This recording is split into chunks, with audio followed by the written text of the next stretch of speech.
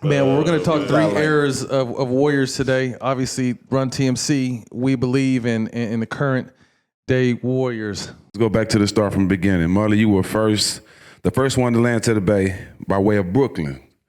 Set the stage for us how the Bay was in 1985 when you got here before those guys got here. Yeah, so 85, I came out here. First draft lottery was in 85. Warriors, I think the previous year, they were 20-62. So they and the Clippers had supposed to get the first pick. The Knicks got it with Patrick Ewing. They said the frozen envelope. They didn't have balls at the time, so the Knicks were definitely getting Patrick. So I wound up coming out to the Bay, rebuilding situation. That's what all those lottery picks, we were in rebuilding situations. 10-year playoff drought. At least, probably. You know, the previous dynasty was Rick Barry. So they had tremendous history here with the Warriors. They came from Philly. So you're talking about Wilt Chamberlain, Paul Arizin, Thomas Shea. Rich history. But like most teams, there's some down slope. So that's when I came into a rebuilding situation. Few years went by. In 88, we drafted Mitch. So I was here for 2 years. We made the playoffs in my second season. Solid team. Sleepy Floyd was a hell of a player. Joe Barry Cowell was an all-star. Larry Smith, you know, we were kind of making our way. George Karl was the coach at that point in time. Then the following year, Nelly came in from Milwaukee as the GM. Made a coaching switch. Nelly went from GM to coach. I mean, a little side note, let's be honest. I was struggling, playing, doing okay, for number 7 pick, struggling. Now, though, I think I was averaging 15 a game, you know. I get about $15 million for that now, but you know, at that point in time, it got me to rehab. I went to rehab. And rookie of the year, he said he went to rehab. I went to rehab. But, so I made some changes in my life. When I came back to the team, Nelly had traded like half the team. So he was going to revamp the whole organization. So that was 87, 88. That's the next draft, we drafted Mitch. So that was the start. You know, Mitch showed up from day one ready to play. He was a pro on day one. You know, he played JC, played 2 years at K-State. Rookie of the year, 20 points per game as a rookie. All of a sudden, the organization has some juice. It was coming back.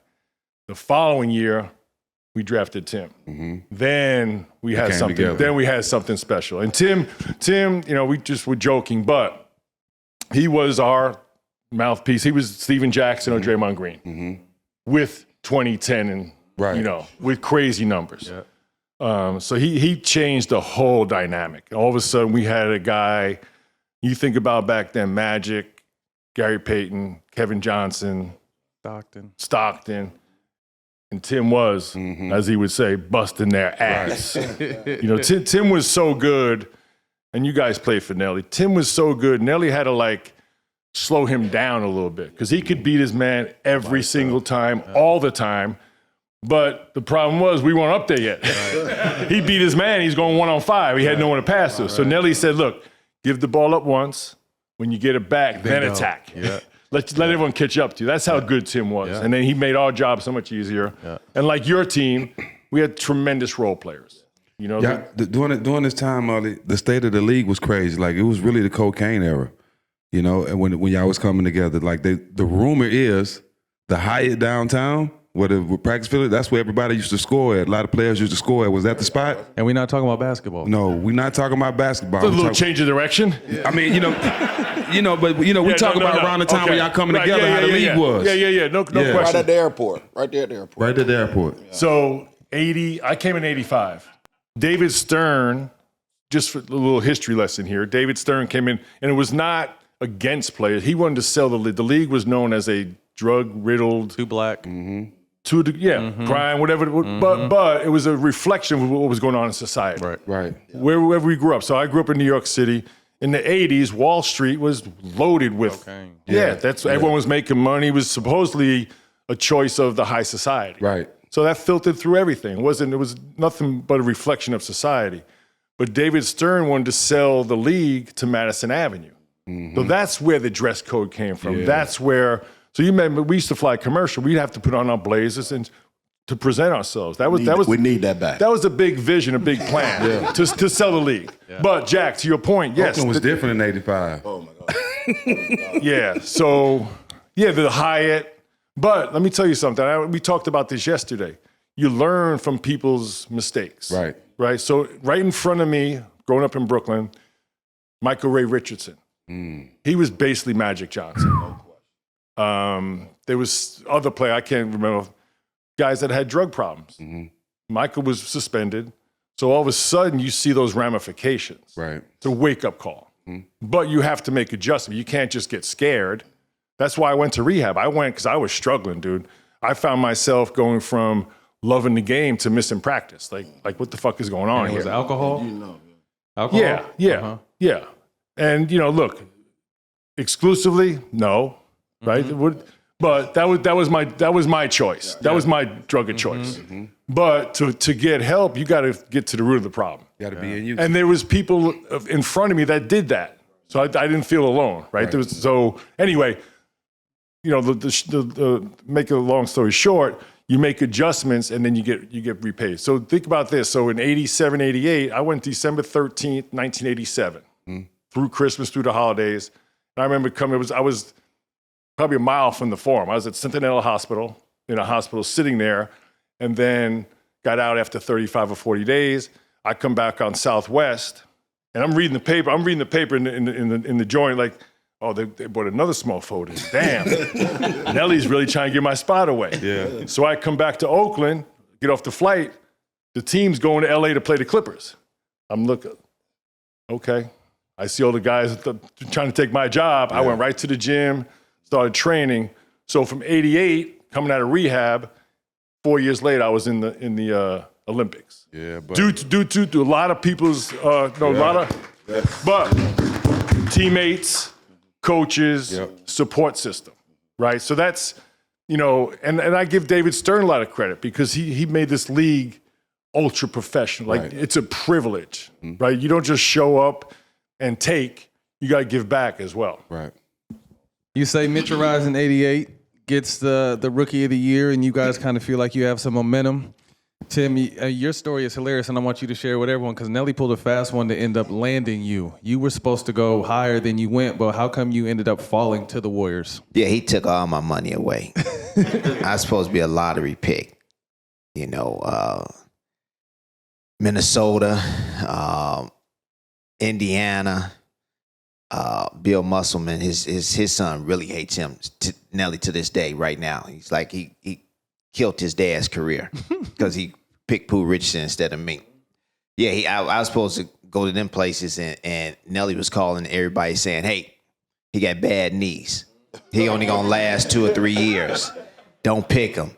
That'd be the worst pick of your career. You're going to get fired the next year. He was telling coaches that, and then he ends up getting me, picking me at 14. But it was blessing in disguise, coming to Golden State, to the Bay Area with, like we said, we had great complementary players, but with Mitch and Mully, it's just like I fit right into that puzzle, and everything just clicked. First thing Mully said after our press conference, he said, what you want to do? I said, man, I haven't played ball in 4 or 5 days. I want to go hoop. We was like, let's go. We went straight to the gym and started hooping. We hooped for about 3 hours. Oh, man, and we just clicked right away. Nelly knew what he was doing. He knew what I could do and how I can do it and how I could fit right in with this puzzle, and it was great. So, Mitch, everything is on track now. You got Mully, you got yourself, and Tim has slid into it. So what's your first impression, whether it's pickup when it first started, training camp, or the beginning of the season? When did you guys know you guys had something special? I can remember Nelly coming to me, and he was watching tape on Tim before the draft. And he told me to pop in, and he said, what do you think about this kid?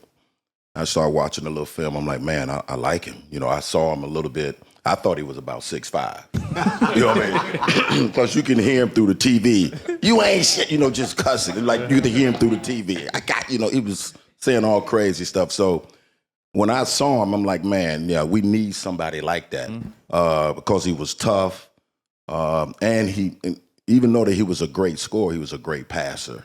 And so the one thing that I can remember that year when we really took off, Nelly, sat the whole team down and said, hey, Tim is the captain. And when he gets the rebound, when everybody get the rebound, give it to Tim, and you guys just run.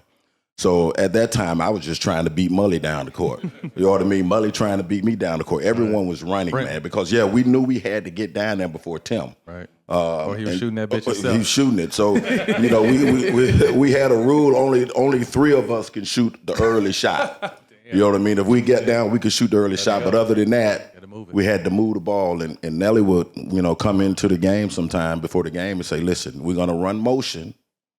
And if you guys are not sharing it, I'm gonna call plays all game." And we're like, "Hey man, come on man, let's run this motion," because Mully, we had to learn from Mully as well, because Mully was always moving. So if you didn't move, you had to honor the back pick. Somebody set a back pick, you had to cut. Yeah, because you was helping your other teammate, and so everyone became a point guard.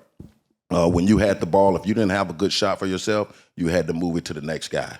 And Nelly put that confidence in you. If you open, you shoot it. But if you can't shoot that shot, give it up. Mm-hmm. So we had a good Another thing, if you thought you was in shape, yes, and you come and you see what Mully was doing, yes, you was out of shape. You wasn't in shape. You had to get in shape. Mm-hmm. Keep up with him. You had to come in shape. Oh my God, he practiced before practice. He practiced during practice. He practiced. I mean, he on the Stairmaster after practice for an hour. We was playing here, Tim, the same way. Right. Yeah. He was in better shape than us. Right. Yes, and he was upstairs. Yes. But I gotta laugh at that because once again, that was post yes, Right. Centinela. That was like a new habit. Was that a flip? Better. What switch flipped for you? Just you kind of saw, like I said, shit, if I don't take this shit serious, I'm gonna be out of the league. Or what was the switch? No, I was like that, and I got derailed. Yeah. It kind of went back to it. Okay. So it's kind of like it's a great life lesson, really. If you don't pay attention to details, we're all susceptible to different things in life, right? We all are at some point, right? Temptations comes to everybody. So it got the best of me, but with help, I got back. But it's funny because if you talk to Mitch and Tim knew me after that, so they don't know that other side. If you talk to my teammates my first 3 years, they would be like, "Whoa, no, we know a different side." But we all go through that, right, at some point. The other person was John Lucas, was the other guy. I just want to mention him too. He was a big help to mine.